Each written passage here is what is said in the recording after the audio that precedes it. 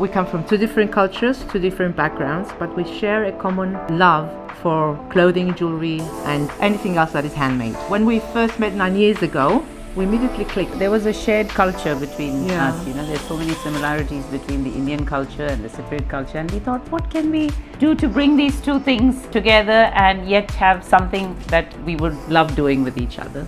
So we first started just doing only private viewings and attending exhibitions, but then the feedback we got was so encouraging and the clientele base grew so much that we decided to open a shop. So here we are. Everything in the shop is made or produced, manufactured in India. Our name tags, our bags, our packaging, our stories, everything comes from India. We're very picky. Yeah, we like very people picky. to share the same values that we have. For instance, we have over 20 units in India that are producing our stuff. They're small family units because we would like to give back the producers. And same goes here.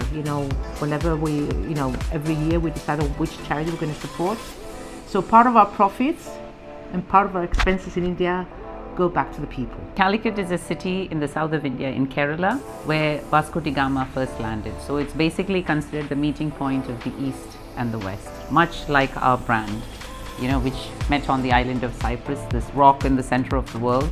And East us. and the West meets, and us. I'm from India, she's from Cyprus. Every item that we have in the shop, every production that is made has a story attached to it. So that's why we call it the Kalikut Story. This year we have the wedding collection. They come from a city called Hyderabad. So basically on our last trip, we went into Hyderabad, we met with the people. They were surprised that we wanted certain designs in certain ways, and then the discussion continues, and then we decided that we would leave the artistic work to the artisans to put together. So we would tell them that this has to be silver with this kind of look, and that would excite them so much because they were going up the learning curve to support a market out of India.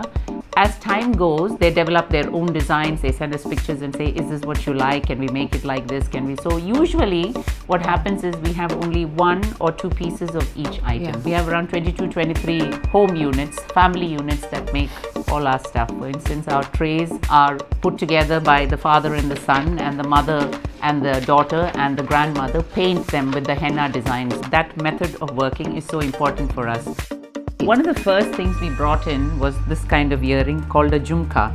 It depicts the temple domes that are there in India, and this is very, very traditional to the south of India. And when people walk into where we have our products and into our store, it's easy for them to imagine how they can combine this excessive Eastern thing with their classic Western look. It makes it easy for them to imagine that. We embrace cultural fashion. We are not culture bandits, and we emphasize on slow fashion.